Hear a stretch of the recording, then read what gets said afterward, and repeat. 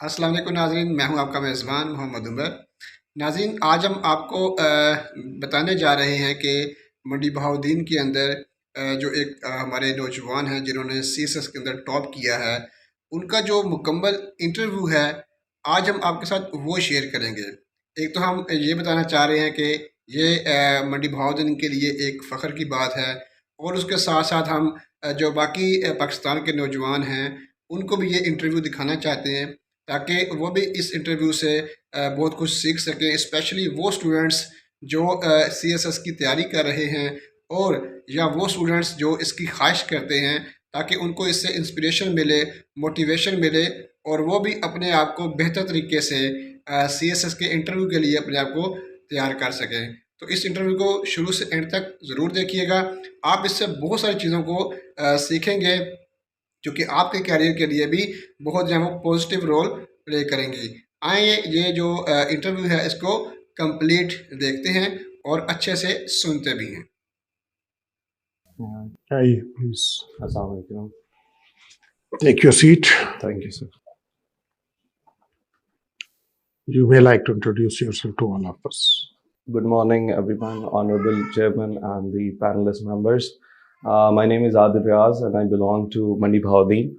As far as my educational career is concerned, I got my earlier education till intermediate from Mandi Bhaudin, and then I joined Qaid-e-Azam University, where I pursued my law and I graduated with distinction in 2021. Throughout my educational career, I was involved in extracurricular and co-curricular activities, and also I was the part of number of societies.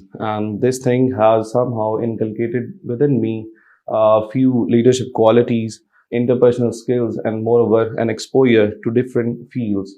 And this has also inculcated me a motivation to pursue my career as a civil servant.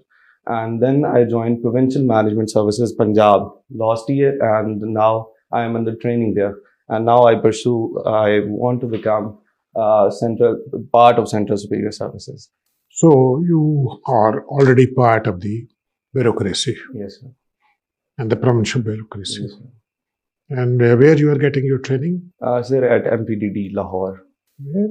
Sir, Management and Professional Okay. Developmental Department Lahore. Okay, Lahore. What type of training it is? So it's basically post-induction probationary training in which we are going through number of modules, and it has been Just categorized.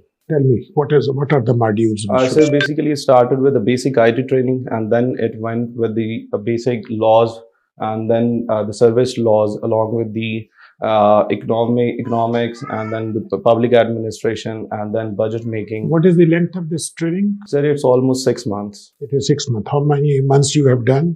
Sir, I've gone through 2 months and 4 months are remaining. It'll end on 2nd of February 2023. Okay, you tell me, you are part of the provincial management services. What is the structure of political administration in the province of Punjab? Sir, basically, political administration structure starts with, there are basically two tiers. One is bureaucratic structure and other is the provincial political structure. It starts with the CM, and later on there are ministries, the cabinet, and later on, along with there is every political. But since yet we don't have the local government system in Punjab, so still the political heads on the part at the district level are missing, but at ministerial level there are political structures available. So if I ask you to give me the hierarchy of political structure of administration in the province of Punjab, how you will explain it?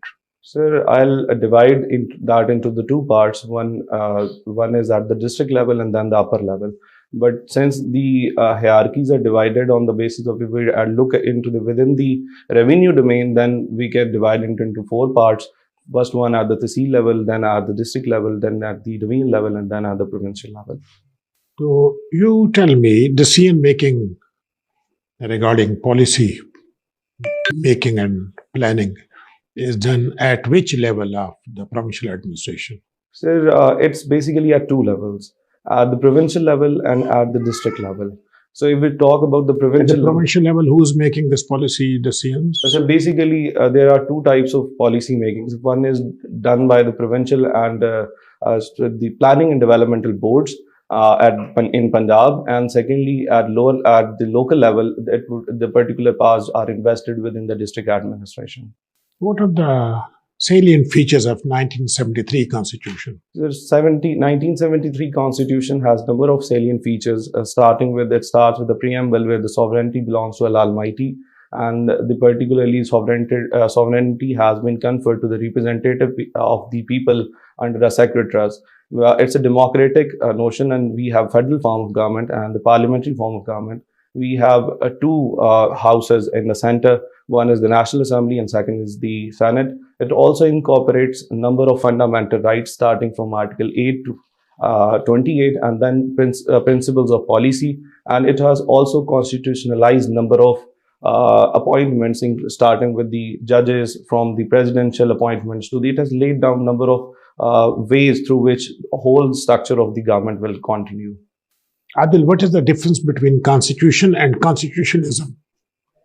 So basically, Constitution and constitutionalism. Constitution is something that is a supreme law of land. That is something that is concrete thing. But constitutionalism is a doctrine through which the particular notions, the basic ground norm behind a constitution is somehow made. These are basically, we can say that's an abstract contract, and the result or the byproduct of that thing is a constitution or the concrete thing.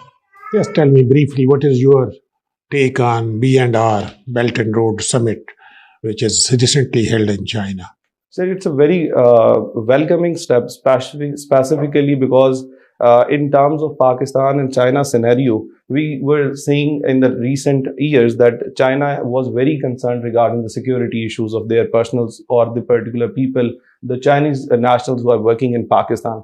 So as recently our Honorable Prime Minister has came back yesterday, and there were around 20 agreements that was being cumulated between Islamabad and Beijing. So that's a very important step that we have somehow able to make them realize and satisfy the fact that we are working on the security of this particular thing, and we are very much somehow concerned to make this happen. And this is something that is important for the economic perspective of both the countries as well.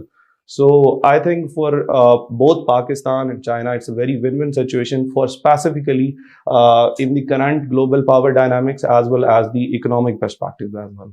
Thank you.